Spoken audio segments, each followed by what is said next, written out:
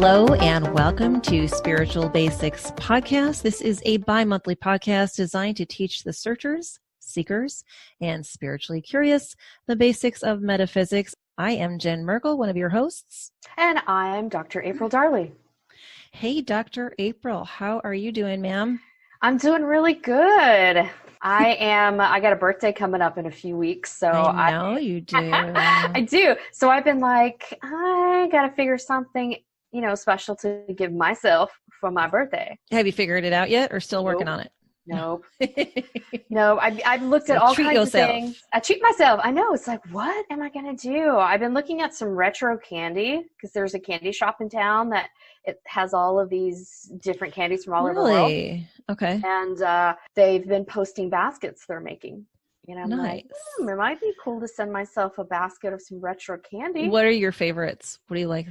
Ooh, I like Goo Goo Cluster. Do you remember those? Yeah. Yes. Okay. I remember those. Yeah. That's kind of a Southern thing too, right? Yeah. Totally a Southern thing. But the Chico sticks, Goo Goo Clusters, Sixlets, the chocolate, was a big fan. But they have things like the candy that we had, which was totally inappropriate now, like the candy cigarettes. I loved candy cigarettes.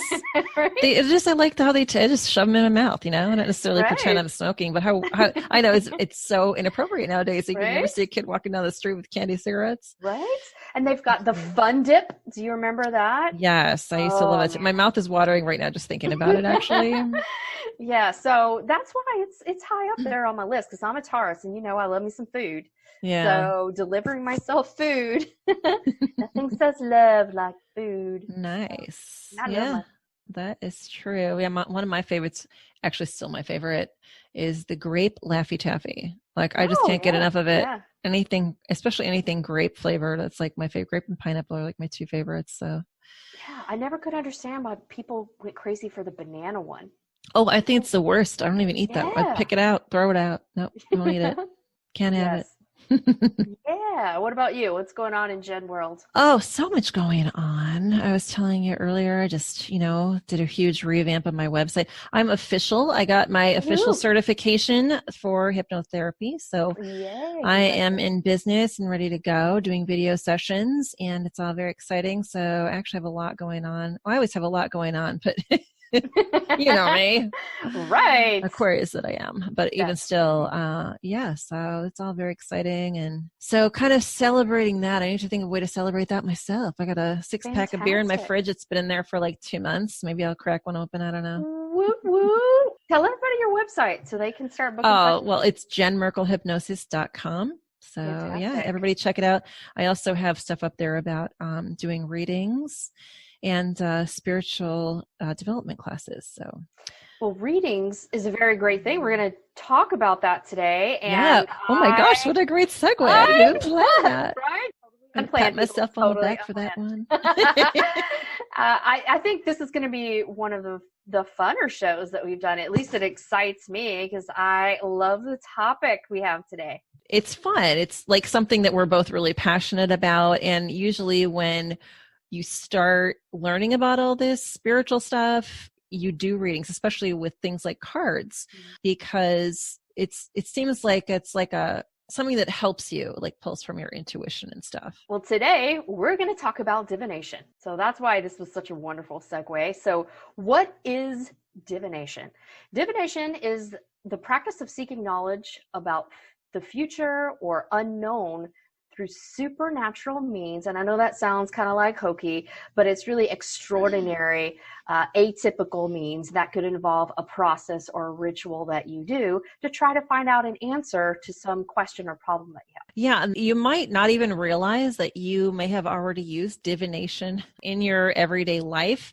Things like if you've ever tossed a coin, like you can't decide on something, so you toss a coin, that technically is divination. You might have thought about this or heard about this where like you don't know the answer to a question, or you feel like something I did early in my spiritual practice was like I was learning and I'm like, what does my spirit team want me to know today? So I would just go to my bookshelf and close my eyes and randomly pull out a book, open up the page, and then I would look and see what was the first sentence my eye caught or the first sentence on the top of the page.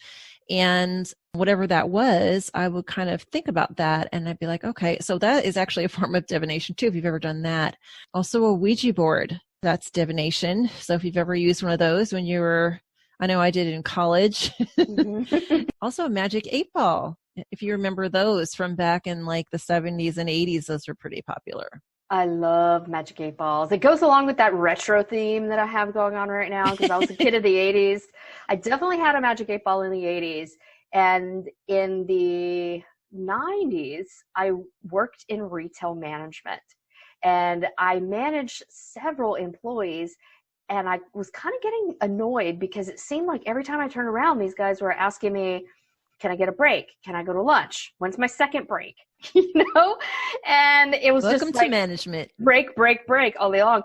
And I worked in a mall and we had a toy store there. So one day I'm killing time on my lunch hour, browsing this toy store, and I see a Magic 8 Ball. So I'm like, this is perfect. Was that Star Yes. Spencer's by any chance? It was not. I think Oh. it was an actual toy store. Oh my gosh, I'm surprised. I remember seeing one at Spencer's and be like, I want this. I don't think our mall was that highbrow to have. Believe me, mine wasn't either, but It was in Wichita Falls, Texas. They've done a lot of work on the mall, I think, since I lived there. But I bought that Magic 8 Ball and I loved it because every time somebody would ask me for a break, I'm like, let's ask the 8 Ball. I don't know. Shake it, shake it, shake it. Not now. Try again later. Guess you can't go on that break. Sorry, sucker. Right. You're Shake it, out shake of it, luck. shake it. Outlook not so good. I had a lot of fun with it. I don't know if they appreciated it, but I enjoyed it.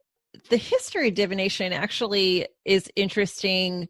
They've been doing divination since like ancient Roman times, Greece, Italy, Babylon. I was trying to do a little bit of research to kind of find out where it all started or how long it's been going on, but it seems like it's been going on since the beginning of time. Yes. And pretty much everywhere in the world. You know, the ancient Aztecs, you did scrying using smoke and mirrors, ancient Africans. Depending on what part of the continent, there were different things they did. And it just went way back, even in biblical times. It's even mentioned in the Bible. Absolutely. And one of the most ancient divination tools comes from China. It's called the I Ching. And one I'm not super familiar with, but it's complicated, sort of. That's what everybody describes I Ching is it's easy, sort of. There is a text in China, and it's called the Book of Changes, is its name translated. But scholars estimate that this book originated somewhere between the 10th and 4th century BC. So way back. And the text was divided into 64 sections, and you can think of them like chapters. And each section is dedicated to a symbol called a hexagram. So a hexagram was a combination of 6 lines that were either solid or broken lines. And a person, if they were going to use the I Ching, they would ask a question like, should I wear my red shoes tomorrow? Which, by the way, is kind of what you do anytime you're using divination. You're asking a question. Yes. This part is a little different in that you have to build your own hexagram. So, and unlike the open a book and just pick one example that we were talking about earlier, you've got to build. It's like choose your own adventure, build a bear. So it's like the IKEA of divination tools. Yes. Oh my goodness. That's perfect. It is. It is. So the way you build your 6-line hexagram is through a coin toss. So odds mean one thing, evens mean another, and you do a coin toss 6 times until you build your hexagram. And then you go look up the hexagram that you've built in one of those chapters, and it gives you the answer to your question.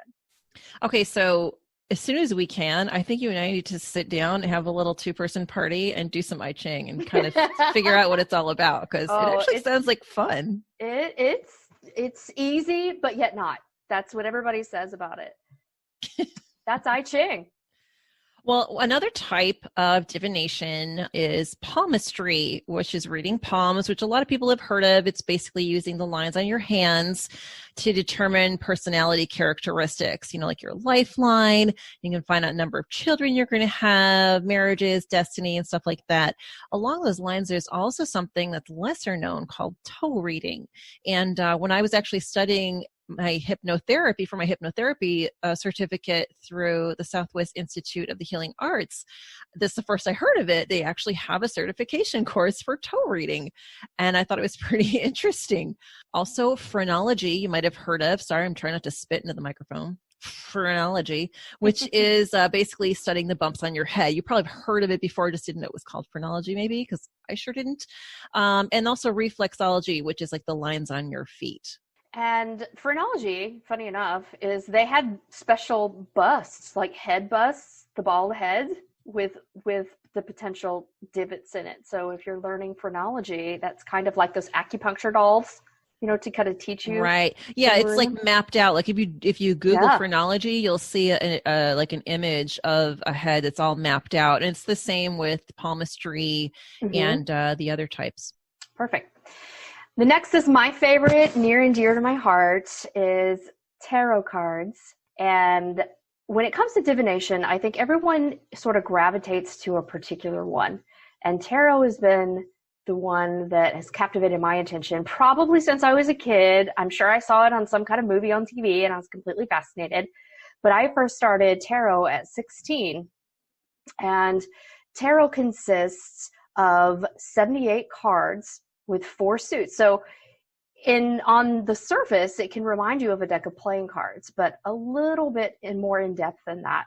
It actually began as a card game somewhere in the 15th century. It's believed around Italy, particularly Milan area. But the 4 suits are coins, cups, wands, and swords.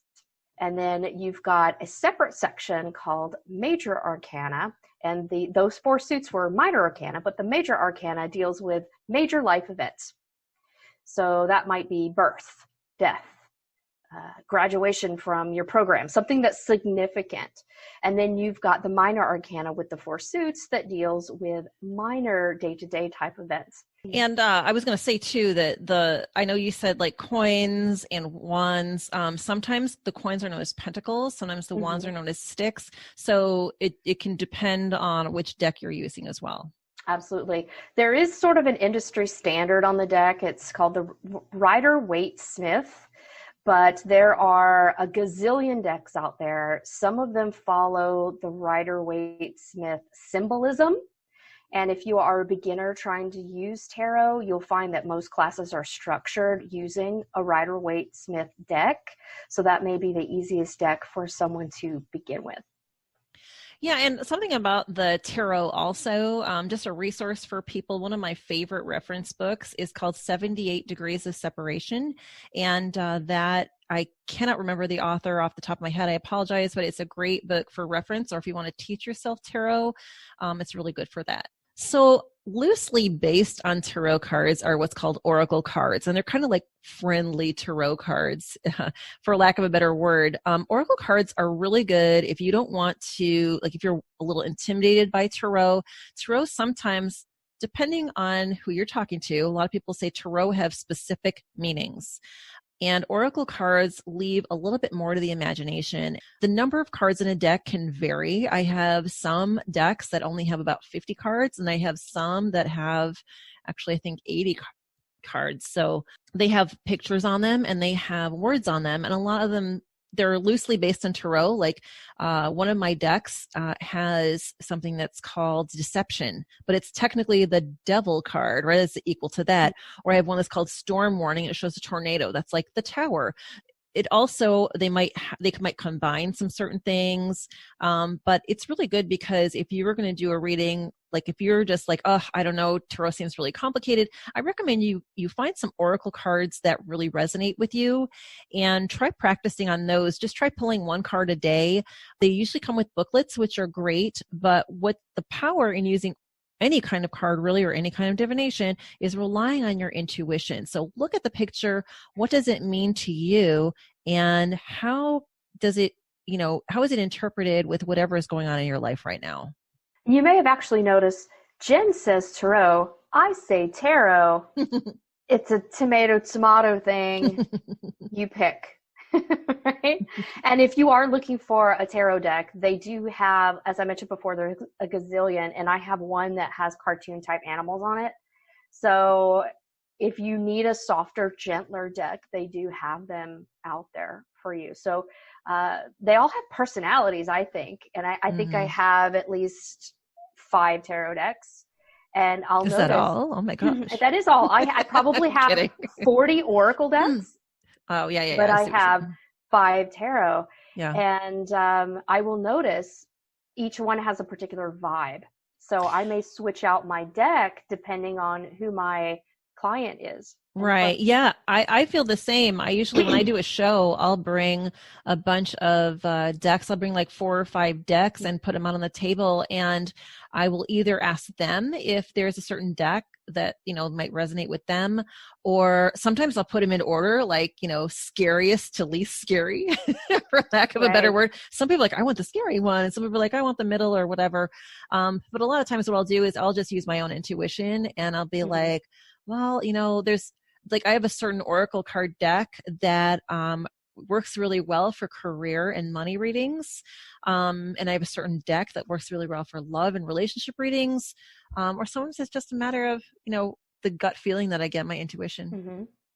And back when I got my first tarot deck, it was back before the internet, before Amazon. So I had to go to B. Dalton Bookseller and get a deck and a book on tarot. I bet they had those at Spencer's too, Probably but my mall wasn't that highbrow. I don't remember seeing them, but I'm sure they were there.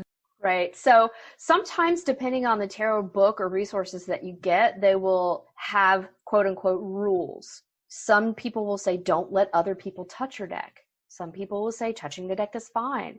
You can read the tarot in an upright position or a reversed position. I personally don't read reversed. I read everything upright. So don't get locked in that you have to do tarot in a particular way. I actually don't do tarot spreads or layouts, as they're called. I kind of freeform it and free flow. I use my intuition a lot. And so please, if you are learning it, you do want to know the definitions of cards and what they mean with your intuition, but don't get locked into it has to be done a certain way. And for those of you that might not be familiar, what a spread is like a formation. One of the simplest spreads is a 3-card spread, where you put down 3 cards face down. On the left represents the past, the one in the middle represents the current time, and then the one on the right represents the future. But there are different spreads. Like, I've seen spreads that have, 13, 14, cross-shaped, triangle, all different kinds. And it's a way of, like, because each position of each card is assigned a specific meaning. And they do have, like, if you do a Google image search for tarot spreads or oracle card spreads, you're going to find a bunch of them. So again, if you're just starting out, it might be good, because if you're looking for certain answers, it might help you to be a little more structured at first. But as you go, you'll find there are certain spreads that you like, or even by like April, and just kind of freestyle it. So. I do. I used to use spreads until I was like, no more rules for me. I'm breaking them all. And I went freeform. The next section in the card section is Lenormand. And this is something I don't have too much experience with myself because I haven't been drawn to them, but they are 36 cards, each containing a particular symbol. For example, a cat, a ship, an anchor. So each card itself has a meaning, but when you do these spreads, like Jen just explained, the combination will change the meaning of the message. And unlike tarot, Lenormands are only read upright. And something you may commonly run into, I mentioned that tarot is a lot like a playing card. Well, playing cards are like that minor arcana of the tarot. They have 4 suits as well. So if you wanted to correspond them to the tarot, diamonds would be coins or pentacles. Spades would be wands. Spades would be swords. Clubs would be wands or sticks. And you've got hearts, which are cups.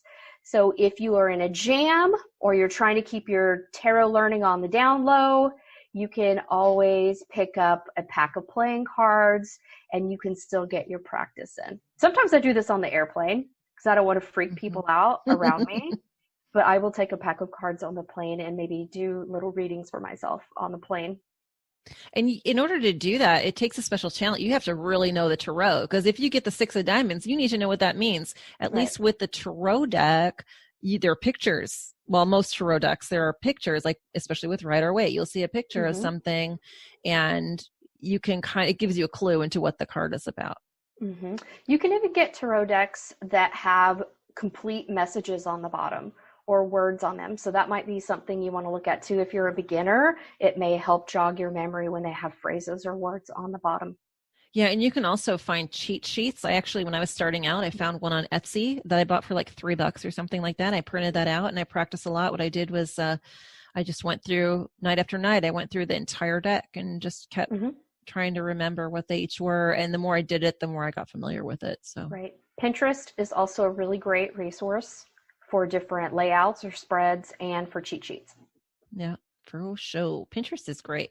Total rabbit hole, though. Yes. So the next thing we're going to talk about is scrying. What scrying means is fixating on an object and using your intuition to get the messages or get the meanings. So again, what you want to do is have a purpose in mind about what you're trying to find out. And there are different things you can use for scrying, like the typical, I don't want to say typical, the crystal ball, which is kind of like a classic. Yeah, classic. So you see the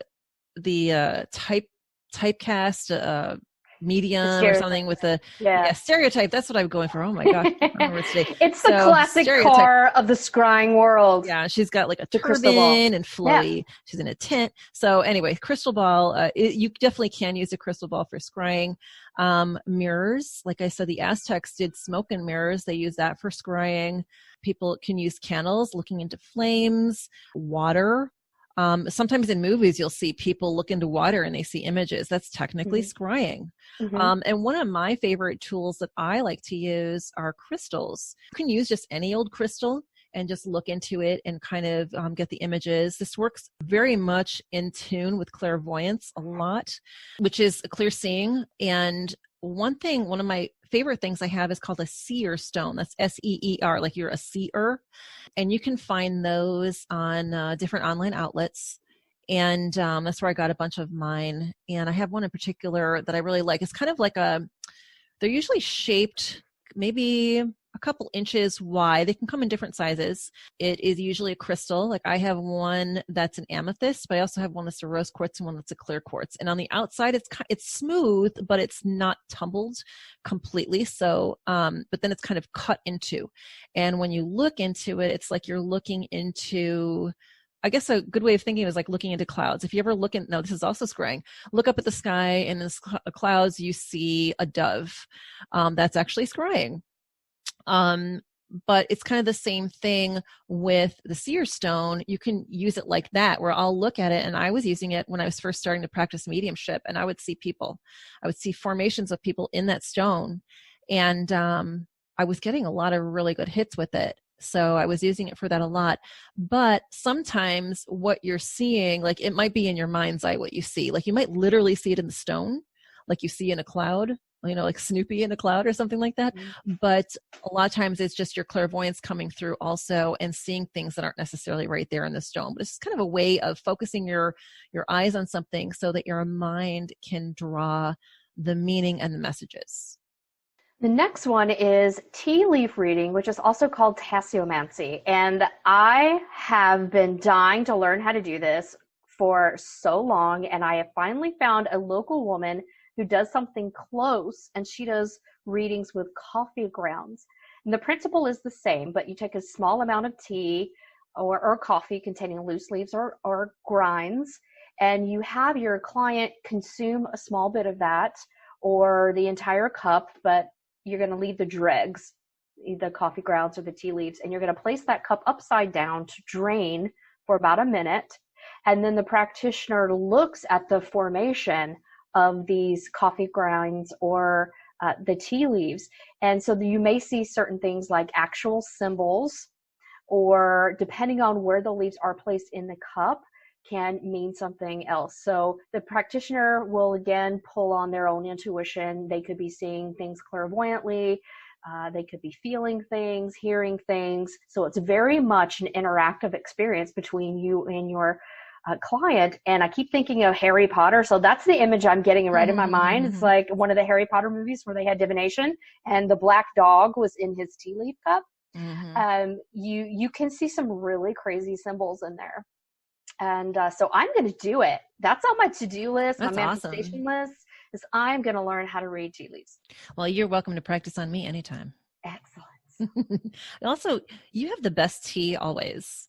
Like I you're do. a tea connoisseur, and like if you want some good tea, like you got the tea, girl. You do. Yeah, I do. I probably have about 10 types of bagged and at least 5 types of loose in my People, house she right has now. a tea maker. Like I do. she came to my place one time. I asked her, like I was making dinner and she's like, what can I bring? I'm like, why don't you just bring some tea? She brought this whole setup. She brought this like flower thing, this fancy thing. It's a flowering tea. I even have a special teapot for this flowering. That's what, you just plug it in. It was bubbling up. It was really good though. It was pretty cool. Yeah. So sorry, I digress. I'm a big fan though. Yeah, I'm going to do it. I'm going to manifest that. I really like tea, but I don't drink it often enough. I should drink it more. I was even thinking about lately, so I know I'm digressing again, but I'm like addicted to British period dramas. I think I had a past life during that time, or any time really during British. But they always have afternoon tea, and it's like, man, I need to like just do that. Technically, I had afternoon tea this afternoon when I was sitting on my couch at 3:00 eating chocolate chip cookies. Right. But I wasn't drinking tea. Well, actually, I was drinking iced tea, but it's not the same. I was just Southern version. Canned iced tea and chocolate chip cookies. Yep. Champagne taste on a beer budget. That's what my mommy used to say. So another type of divination tool, something you probably have heard of, it's called a pendulum.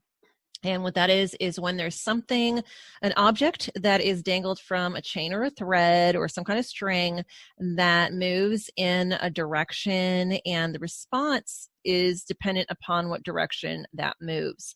So I've got a bunch of different pendulums, and I love using my pendulum. One of my favorite ones is actually clear quartz. It's kind of shaped like an arrowhead, and you can get these a lot at crystal shops or wellness shows, but you can also just make one of your own.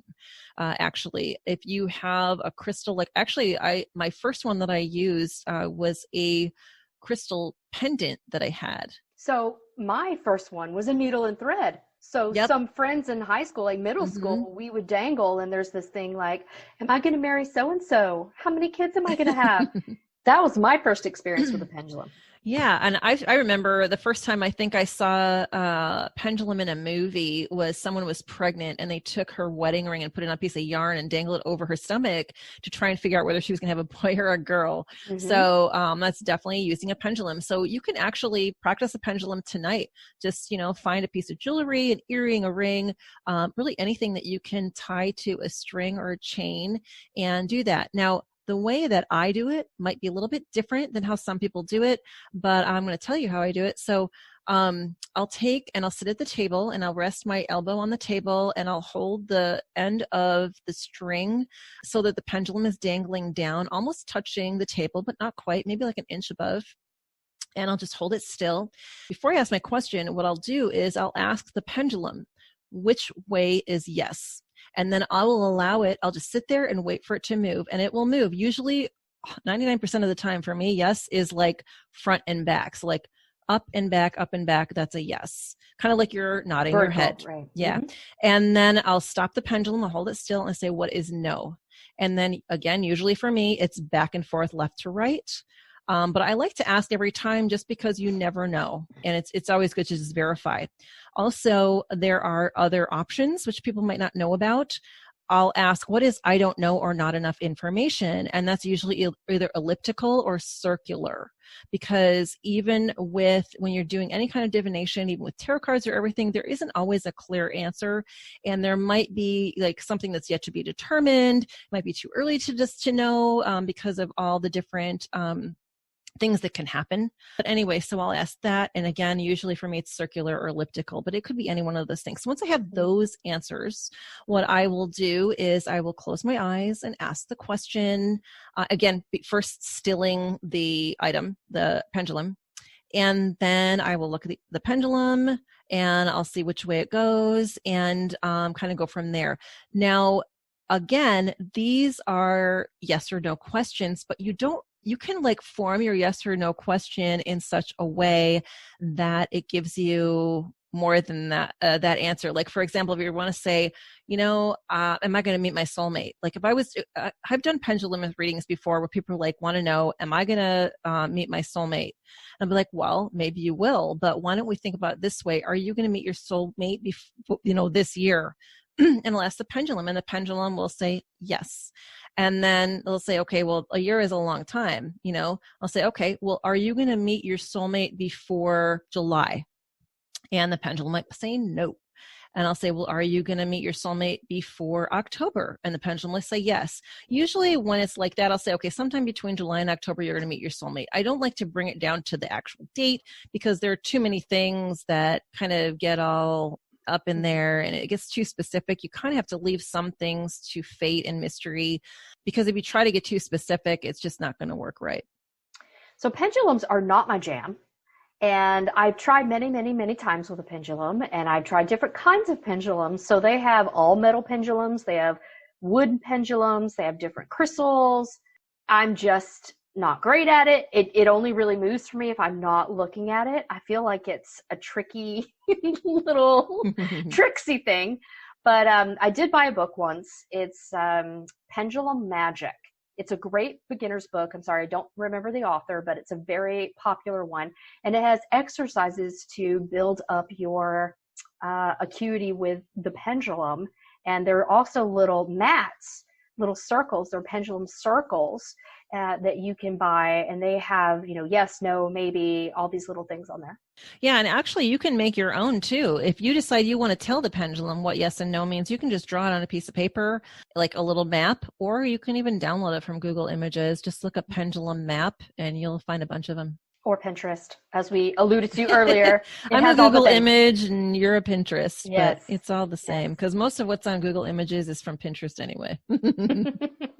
So there's another type of divination tool and that's called clarimancy. And I don't know, I might be just kind of butchering that pronunciation, but that's basically like casting lots is what they call it. So tossing objects, and then depending on what formation they are, that kind of gives you the answer. Like craps in Vegas. Well, any kind of dice, right? It's true, any dice in games, yeah. Uh-huh. Right? There is a more sophisticated one, and it's called runes, but that is an ancient set of symbols really based on an early Germanic or Scandinavian alphabet, and it's generally placed on wooden tiles or stone tiles, but it's one of the earliest known recordings of runes was in 150 AD, so it's been around a long time, and that was for the Germanic variation. But each letter has a specific meaning, and you can either draw it, think of a question, and reach in and draw a tile or two or three out of the bag to answer your question, or you can reach in and just throw a handful down, and the ones that land face up are answers to your questions. So interesting. And also there's something called osteomancy, which is actually doing pretty much the same thing, but reading bones. And that's also an ancient practice. Sometimes people might use stones or shells or charms, but it's basically the same thing. And they can predict the future or connect you with your ancestors is what's believed. So the formation of the bones was often read by shaman or a diviner to interpret the future. And they can be inscribed with words or symbols to enhance the messages too. Wow, we've all seen that on some TV show or another. So let me ask you then, we've kind of gone through, April, we've gone through there are a lot of other types of divination tools, and you can even make up your own, but these are basically the main ones, and then I guess some obscure ones too. When I was doing my research about history, I ran into something that was kind of nasty. I wasn't even going to mention it, but just to keep things interesting. So they used to do something, and I can't remember the word for it now, but back in ancient times, like in ancient Greece, in some other areas too, the ancient Mm-hmm. Romans would they would sacrifice an animal or sometimes a human, Mm-hmm. and then they would look at the entrails, and that would determine something. That was a way they would divinate. Have you seen The Witcher I have on Netflix? not. Oh, they've No. got a scene of the entrail divination in The Interesting. Witcher. Yeah, and I I thought of another one too, dowsing. yes, dowsing. Mm-hmm. That's Dowsing, which another is thing. Yep. usually either sticks, curved sticks, or copper rods, Mm-hmm. and a lot of Southerners would douse for a well because the rods or the sticks would cross when you were over water. Mm-hmm. That could be considered divination as well. Yeah, for sure. So, April, I know you love tarot cards, but I know. other than that, what is your favorite type of divination? Well, tarot for sure. And then, like I said, I'm super attracted to Yeah. the tasseomancy, the tea leaf reading. Those are Mhm. my jam. The scrying, I kind of feel like it's those 3D pictures from the 90s.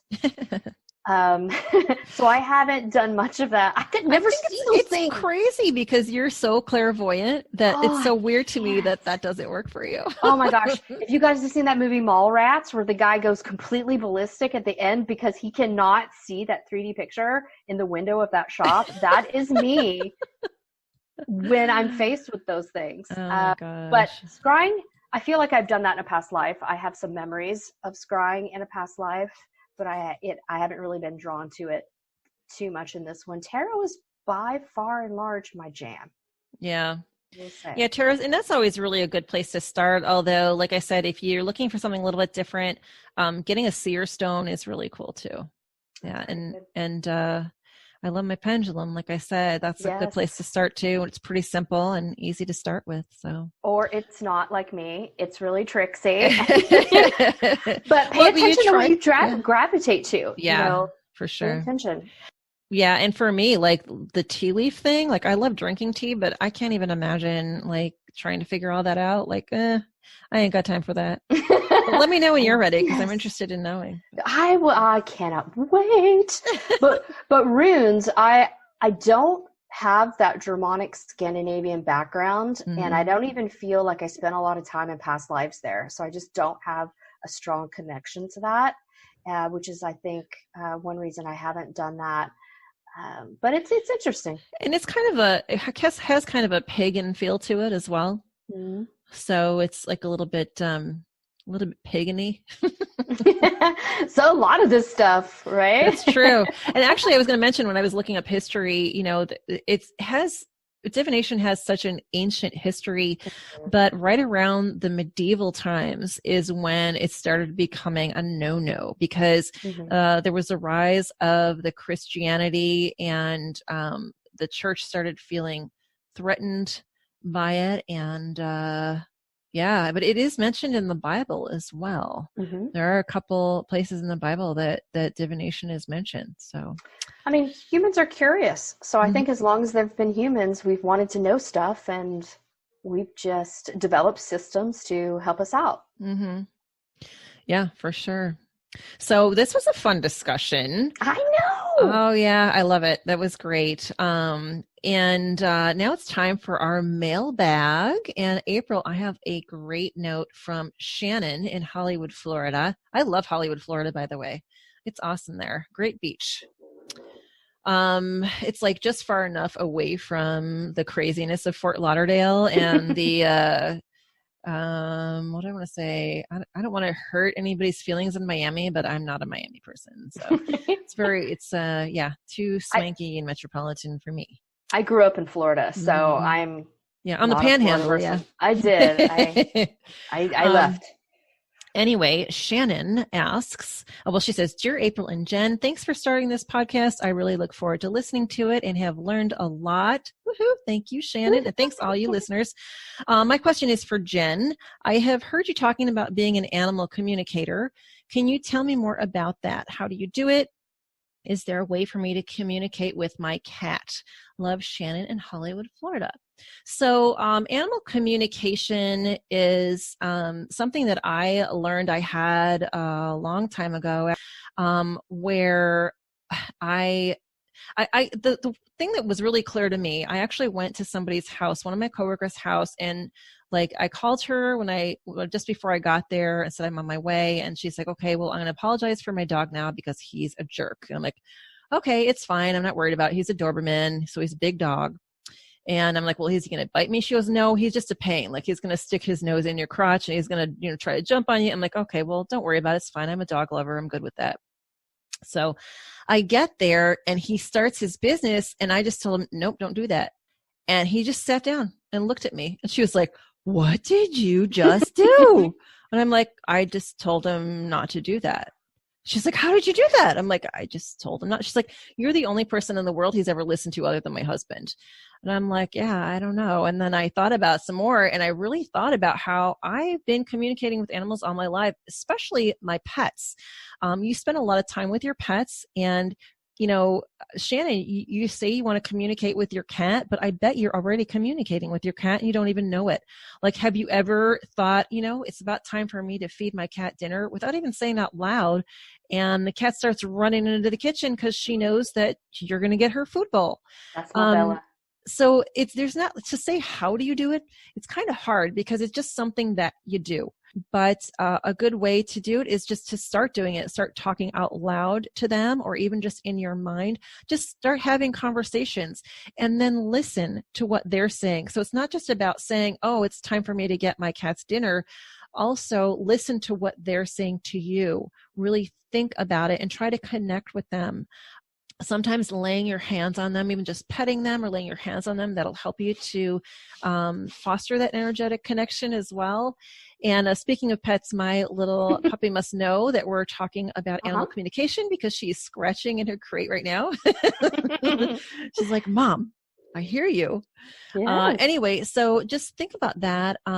Something that can help you. There's crystals for everything. And one of my favorite crystals is called Dalmatian jasper. And it actually looks like Dalmatian spots.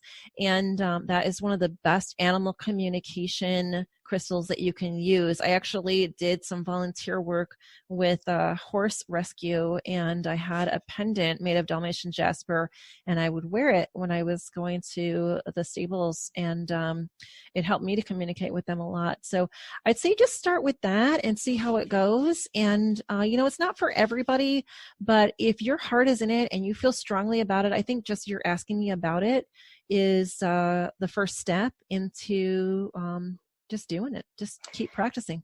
And Shannon, I would say it's really important to don't filter, censor, or doubt the information that you're getting back either. Like really trust what you're getting back from your pet as being a real message.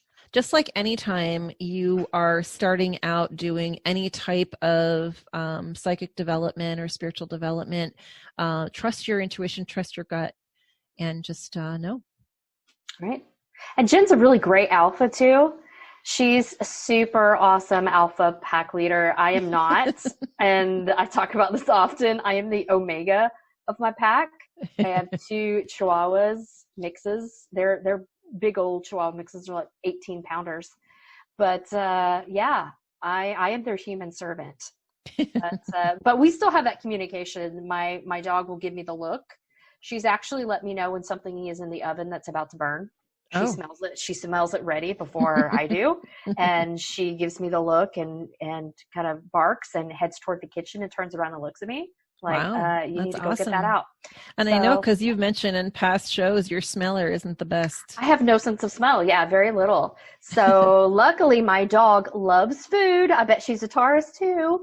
And helps me out with that. She's my, instead of seeing eye dog, she's my smelling nose dog. Have you ever done a chart for your dogs?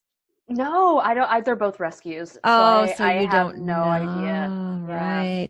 Yeah, actually, I did a chart for Karma, my puppy, and I have to look it up because I did it when I first got her, and then I just haven't referenced it.